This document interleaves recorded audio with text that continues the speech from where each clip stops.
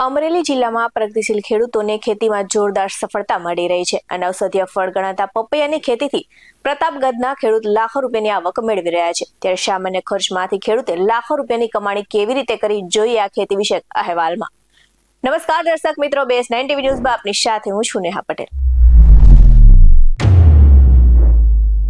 અમરેલી જિલ્લાના પ્રગતિશીલ ખેડૂતો દ્વારા પપૈયાની ખેતી દ્વારા લાખો રૂપિયાનું ઉત્પાદન મેળવી રહ્યા છે અને માત્ર ધોરણ 12 ભણેલા ખેડૂતે ખેતીમાં અભ્યાસ કરીને 11 વીઘાની પપૈયાની ખેતીમાં રેડ લેડી નામની પપૈયાની જાતની ખેતી કરી 11 લાખનું ઉત્પાદન મેળવ્યું છે। તો પ્રતાપગઢના ખેડૂતે રેડ લેડી પપૈયાની જાત 1 વીઘામાં 350 જેટલા રોપાનું વાવેતર કર્યું હતું અને 60 કિલોગ્રામથી લઈને 150 કિલોગ્રામ સુધીના પપૈયાનું ઉત્પાદન મેળવતા ખેડૂતના પપૈયાનું વેચાણ અમદાવાદ, સુરત, વડોદરા જેવા મહાનગરોમાં કરીને ખેતીમાં નવતર પ્રયોગમાં સફળતા સાબિત કરી છે। તો આ સાથે જ ખેડૂતે પપૈયાની ખેતી કરી નવતર સિદ્ધિ મેળવી છે।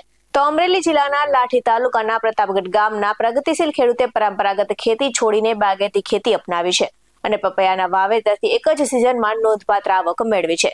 તો બદલાતા ખેતીના સમયમાં આધુનિક પદ્ધતિઓ અને યોગ્ય પાકની પસંદગીથી ખેતી પણ નફાકારક બની શકે છે, જેમનું ઉત્તમ ઉદાહરણ પ્રતાપગઢના ખેડૂત જયંતિભાઈ સખવાડા બન્યા છે। તો જયંતિભાઈ સખવાડા કે જેમણે ધોરણ 12 સુધી અભ્યાસ કર્યો છે અને તેઓ છેલ્લા કેટલાક વર્ષોથી ખેતીમાં નવીન પ્રયોગો કરી રહ્યા છે અને તેમણે કુલ 11 વીઘા જમીનમાં પપૈયાનું વાવેતર કર્યું છે અને બાગાયતી પાક તરીકે પપૈયા તરફ વળવાનો નિર્ણય તેમને યોગ્ય માર્ગદર્શન, બજારની માંગ અને ઓછા સમયમાં વધુ આવકની સંભાવનાને ધ્યાનમાં રાખીને લીધો હતો।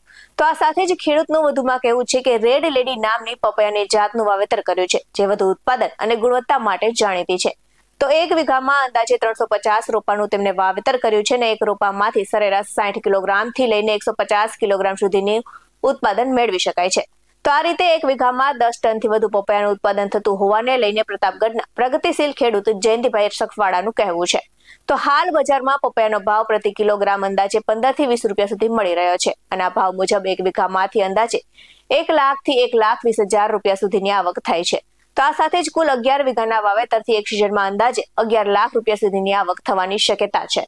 તો ખાસ વાત એ છે કે 1 વીઘામાં પપૈયાના વાવેતર માટેનો અંદાજે ખર્ચ 30,000 રૂપિયા જેટલો થાય છે, એટલે કે ખર્ચની સરખામણીએ નફો ખૂબ જ સારો મળે છે અને પપૈયાનું વેચાણ અમરેલી જિલ્લાના ગ્રામીણ વિસ્તારો ઉપરાંત અમદાવાદ, સુરત અને વડોદરા જેવા મહાનગરોમાં પણ થાય છે। તો શહેરોમાં પપૈયાની સતત માંગ રહેતી હોવાથી ખેડૂતોને બજારની ચિંતા ઓછી રહે છે। તો યોગ્ય સમય પર કાપણી અને વેચાણ થવાથી ભાવ પણ સારો મળે છે અને અમરેલી જિલ્લાના અનેક ખેડૂતો હવે પરંપરાગત પાકો છોડીને બાગાયતી ખેતી તરફ વળી રહ્યા છે।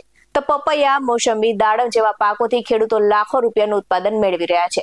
તો જયંતિભાઈ સખવાડાની સફળતા અન્ય ખેડૂતો માટે પણ પ્રેરણારૂપ બની છે અને તેઓ માને છે કે યોગ્ય આયોજન, મહેનત અને આધુનિક ખેતી પદ્ધતિ અપનાવવામાં આવે તો ખેતી આજે પણ લાભદાયક વ્યવસાય સાબિત થઈ શકે છે।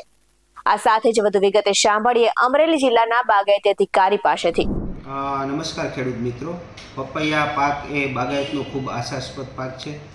એના માટે બાગાયત વિભાગ પણ ખેડૂતોને સહાય કરે છે। પપૈયા પાકના વાવેતરની અંદર 1 હેક્ટરે 30,000 રૂપિયા સુધીની સહાય બાગાયત વિભાગ દ્વારા આપવામાં આવે છે અને પપૈયા પાક છે એ 1 એકર દીઠ વધુ ઉત્પાદન આપતો પાક છે અને અમરેલી જિલ્લામાં એનું વાવેતર કરે તો ખેડૂતોને ફાયદો થાય તેમ છે।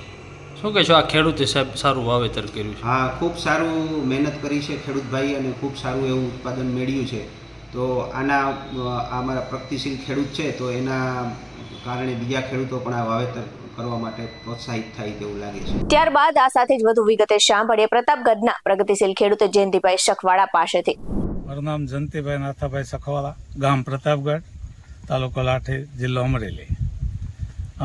મેં 11 વીઘાના પપૈયા કર્યા છે, એમાં 3500-3600 રોપા નાખેલા છે, બરોબર છે, અને મહિના દિવસથી કટિંગ ચાલુ છે।